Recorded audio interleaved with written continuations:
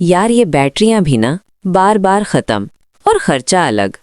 अगर बैटरी मसला है तो क्यों ना हम खुद बिजली बना लें। और यहां से शुरू हुआ एक नया आइडिया। अली ने साइकिल के साथ रस्सी बांधी और गेरों की मदद से वजन को ऊपर खींचने लगा। जुबैर बड़े ही तजस्सुस से अली को ये सब करते हुए देख रहा था। ये अली कर क्या रहा है? कहीं ये जिम और इंजीनियरिंग इकट्ठे तो नहीं कर रहा? ओह, बल्ब जल गया। आखिर ऐसा क्या हुआ जिससे वजन से बिजली बन गई?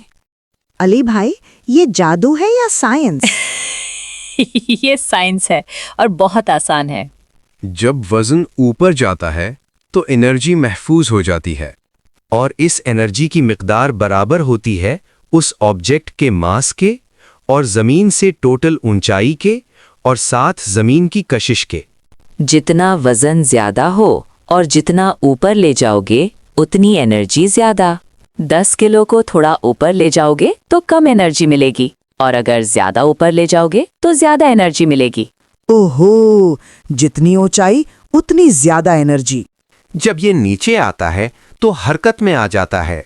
जब भी कोई चीज किसी ऊंचाई पर जाती है तो उसमें पोटेंशियल एनर्जी स्टोर हो जाती है और पोटेंशियल एनर्जी की मिकदार मुनहसिर करती है उसकी ऊंचाई पर, उसके वजन पर और जमीन की कशिश पर।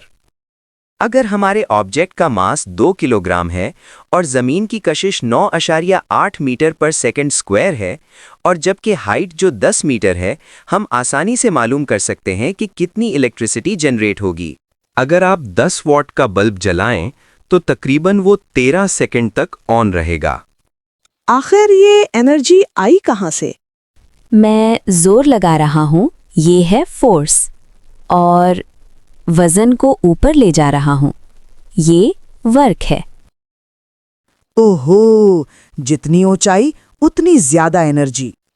जैसे बैग उठाना भी वर्क ही है।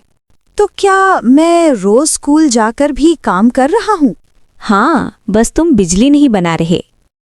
तो मतलब वर्जिश भी और मुफ्त की बिजली और साथ स्टोरेज भी मुफ्त में।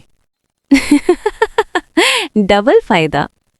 साइंस सिर्फ किताबों में नहीं, आपके आइडियाज में भी है। क्या आप बता सकते हैं कि अगर 50 वाट का एक पंखा 1 घंटे तक चलाना हो तो इसके लिए कितने वजन की ज़रूरत होगी और इस वजन को कितनी ऊंचाई तक ले जाना पड़ेगा जबकि ज़मीन की कशिश शकल को मुस्तकिल फ़र्ज किया जाए? इस तरह की मज़ीद वीडियो देखने के लिए हमारे चैनल को लाइक एंड सब्सक्राइब कीजिए।